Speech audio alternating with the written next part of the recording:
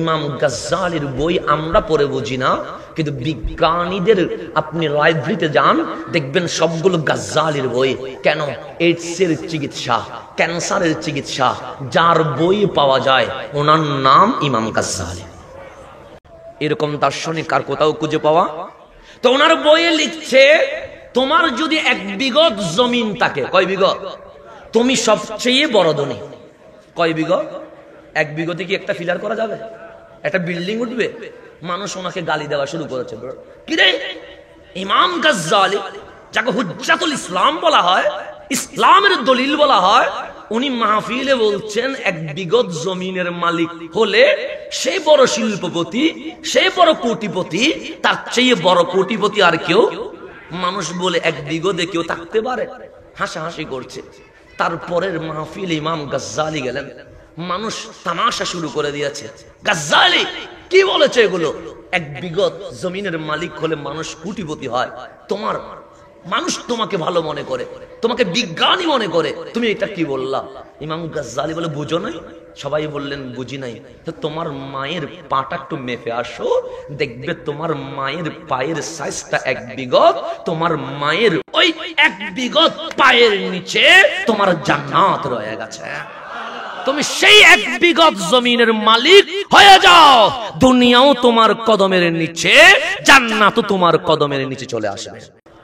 এটার নাম ইসলামী শিক্ষা, যেখানে কোনো কি নেই, যেখানে কোনো ডাউট নাই, যেখানে কোনো ডিভাইড নাই। গভীর মনোযোগ। আমি যেখানে যাচ্ছিলাম, আমার কথাকে আমি গুছিয়ে আনতে হবে, কারণ আমার সময় খুব বেশি কম।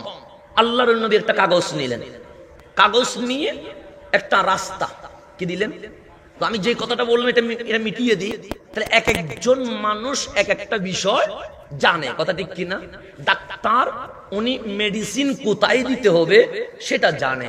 বাচ্চার পেট ব্যথা একরকম মেডিসিন লিখে দিল, বাচ্চার মায়ের পেট ব্যথা আর একরকম মেডিসিন দিয়ে দিল, বাচ্চার দাদির পেট ব্যথা আর একটা মেডিসিন দিয়ে দিল।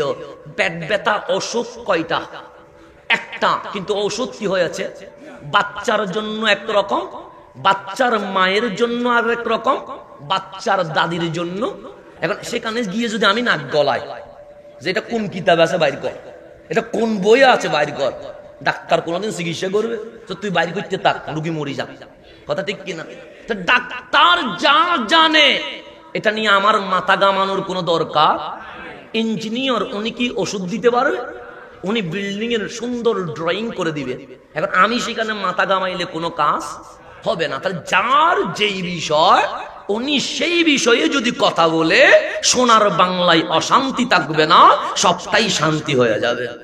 এখন ডাক্তারও ফতোয়া দেয়, ইঞ্জিনিয়ারও ফতোয়া দেয়, শিক্ষকও ফতোয়া দেয়, মুফাসসিরও ফতোয়া দেয়, বাংলা কিতাব পড়নেওয়ালা সেও কি দেয়।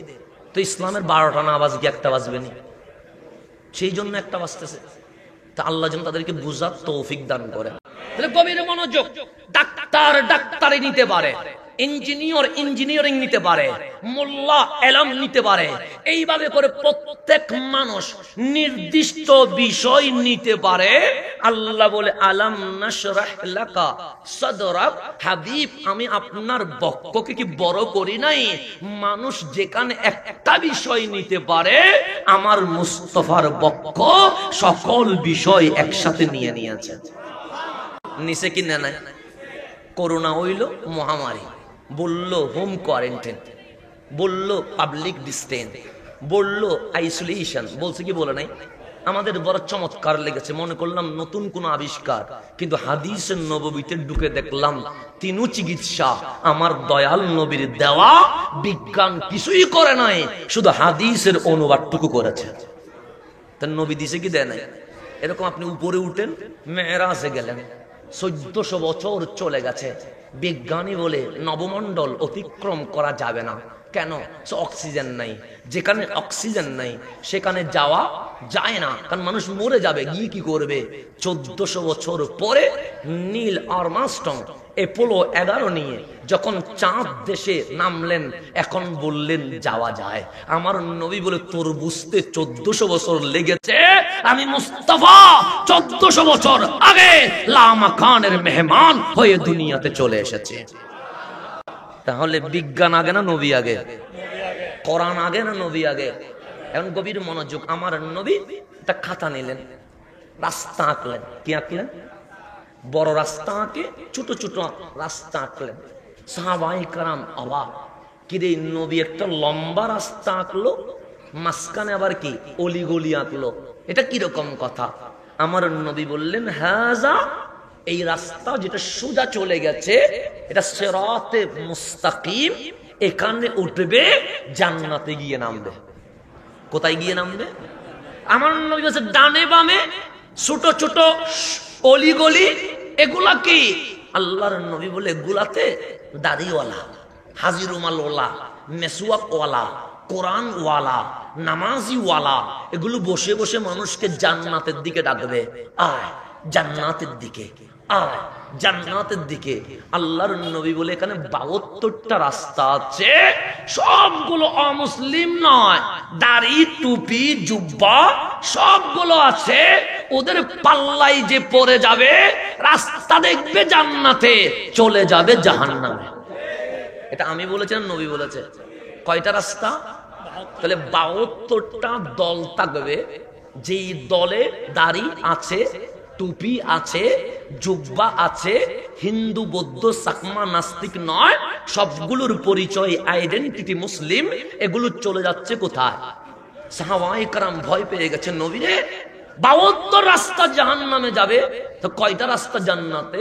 আমার নবী বলে, শুধু এক রাস্তা। চিনবো কেমনে?